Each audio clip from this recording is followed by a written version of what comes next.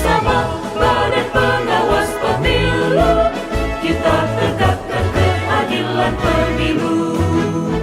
Pengawas Pemilu.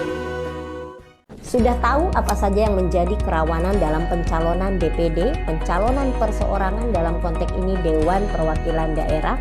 Nah, setidaknya ada 3 yang perlu kita sama-sama waspadai. Apa saja kerawanan itu? Pertama adalah dari sisi kerawanan penyelenggaraan teknis. Pertama, apakah sahabat-sahabat sudah tahu sekarang apa saja tahapan yang sedang berjalan terkait proses pencalonan DPD ini? Ya, betul banget. Soal sosialisasi mengenai jadwal dan apa saja proses yang berlangsung penting untuk kita semua ketahui.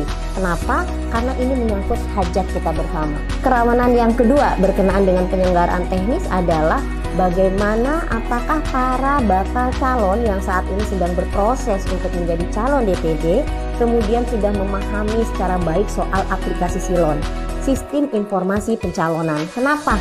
Karena nanti seluruh proses input data mereka yang akan maju di DPD itu menggunakan aplikasi Silon. Kebayangkan kalau sosialisasi soal aplikasi ini tidak bisa dipahami, tidak masif, tidak menjangkau, maka bisa dipastikan akan banyak orang yang kesulitan menggunakan akses Silon. Maka soal kerawanan ini juga menjadi penting bagaimana soal Silon tersosialisasi dengan baik. Dan yang ketiga adalah soal Bawaslu nih, Badan Pengawas Pemilu. Badan Pengawas Pemilu penting untuk dapat mengakses secara utuh mengenai Silon. Kenapa? Karena sebagai sesama lembaga penyelenggara negara, jika Bawaslu tidak mendapatkan akses sipol dengan komprehensif, maka bisa jadi akan sangat mempengaruhi kualitas dari sisi pengawasannya. Nah, sahabat, itu kerawanan dari sisi penyelenggaraan teknis. Yang kedua adalah kerawanan dari sisi persyaratan calon anggota DPD. Sebagai contoh, misalnya, kita perlu memastikan jangan sampai ada bakal calon yang kemudian dalam prosesnya belum mengundurkan diri dari pekerjaan yang sumber keuangannya dari negara. Yang kedua adalah berkenaan dengan pemenuhan dokumen persyaratan. Kita juga perlu memastikan bagaimana seluruh dokumen itu otentifikasinya, validasinya, jangan sampai ada dokumen yang kemudian dinyatakan palsu. Contoh kerawanan yang berikutnya adalah berkenaan dengan bagaimana kita memastikan calon anggota ini kemudian benar-benar tidak terdaftar sebagai pengurus salah satu partai politik. Yang ketiga, sahabat-sahabatku sekalian, sisi kerawanan dari keterpenuhan dukungan minimal pemilih. Nah, ini menyangkut kita semua nih.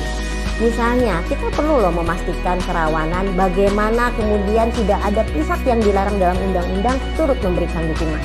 Yang kedua, contoh lainnya adalah jangan sampai ada dukungan yang ternyata usia pendukung ini belum mencapai 17 tahun. Dan contoh yang berikutnya adalah soal mewaspadai kegandaan. Ini adalah contoh-contoh kerawanan yang kita lihat dari sisi penyelenggaraan teknis, dari sisi persyaratan calon, dan dari sisi dukungan minimal pemilih. Sahabat, sekarang sudah pada tahu belum apa saja kira-kira daftar pekerjaan atau profesi yang itu tidak boleh memberikan dukungan terhadap calon perseorangan DPD? 1. TNI. 2. Polri. 3. adalah ASN, aparatur sipil negara.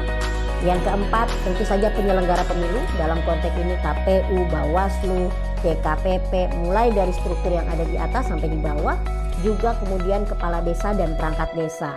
Di luar ini, apakah kemudian terkena larangan juga? Ya, ada jabatan lain yang kemudian juga dilarang dalam undang-undang, sebagaimana yang diatur dalam peraturan perundang-undangan itu. Sahabatku sekalian, lalu gimana caranya kita melakukan pengawasan dan siapa saja yang bisa melakukan pengawasan dalam konteks pencalonan DPD ini? Ada 2. Pertama, tentu saja pengawasan harus dilakukan oleh Bawaslu sebagai lembaga pengawas pemilu, dalam konteks ini sebagai penyelenggara pemilu. Yang kedua adalah pengawasan yang bisa dilakukan oleh masyarakat. Kalau Bawaslu sebagai penyelenggara pemilu, maka punya kewajiban untuk memastikan kelengkapan, kebenaran, dan keabsahan seluruh dokumen. Yang kedua yang bisa dilakukan oleh Bawaslu adalah memastikan seluruh proses transparan dari proses DCS, daftar calon sementara, ke daftar calon tetap atau DCS. Yang berikutnya adalah memastikan adanya kemudahan baik bagi masyarakat maupun bagi peserta dalam mengakses maupun memberikan masukan, termasuk menyampaikan tanggapan berkenaan proses DCS dan DCP itu. Nah, sedangkan yang kedua, bagaimana pengawasan bisa dilakukan oleh masyarakat? Bisa diantaranya melalui kerja-kerja pemantauan, diantaranya melalui kerja pengawasan partisipatif yang dilakukan oleh publik secara langsung. Sahabat-sahabat bisa secara langsung mengecek apakah identitas pribadi, baik itu nik, nama, kemudian terekam memberikan dukungan terhadap salah satu calon. Jika ternyata sahabat-sahabat nggak merasa memberikan dukungan, tapi ternyata ada nama ataupun identitas pribadi sahabat yang digunakan untuk memberikan dukungan, maka silahkan laporkan kepada Bawaslu.